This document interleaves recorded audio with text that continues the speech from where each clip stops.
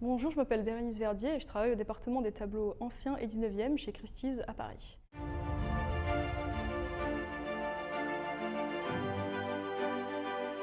Aujourd'hui, j'aimerais vous parler de deux tableaux du peintre Alexandre-Hyacinthe Dunoui, peintre de la fin du XVIIIe siècle et du début du XIXe, qui s'est illustré dans l'art du paysage et principalement dans les paysages qu'on appelle paysages classiques, qui portent une grande attention à la nature, à l'observation très nette et très naturaliste de la lumière, des frondaisons, des végétations, des architectures, mais dans une harmonie et dans une impression de quiétude qui rappelle un peu les paysages à l'antique, les paysages notamment de Nicolas Poussin. Les deux tableaux que nous présentons sont des tableaux de salon. Ils ont été exposés par l'artiste au salon de l'Académie royale de peinture et de sculpture qui se tenait chaque année au Louvre. Le premier tableau a été présenté au salon de 1795. Il représente les Cascatelles de Tivoli, endroit que le peintre avait visité quelques années auparavant.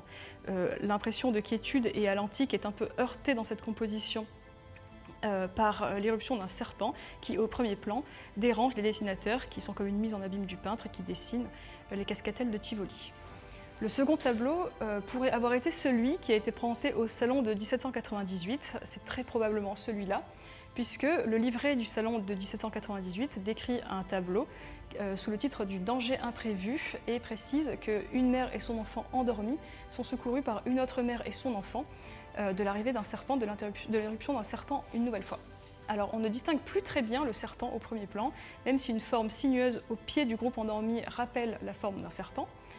Mais deux détails quand même nous laissent penser que ce tableau est vraiment celui du salon. D'abord parce que la description illustre exactement ce tableau et aussi parce qu'il existe une gravure de ce tableau réalisée par Dunoui lui-même qui a été reproduite dans le mémoire sur le peintre réalisé par Anne-Elisabeth Heurteux.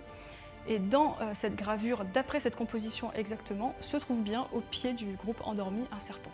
Ces deux tableaux seront présentés à la vente chez Christie's Paris le 24 novembre et vous trouverez plus d'éléments sur la provenance, sur la littérature, les expositions sur notre site christies.com.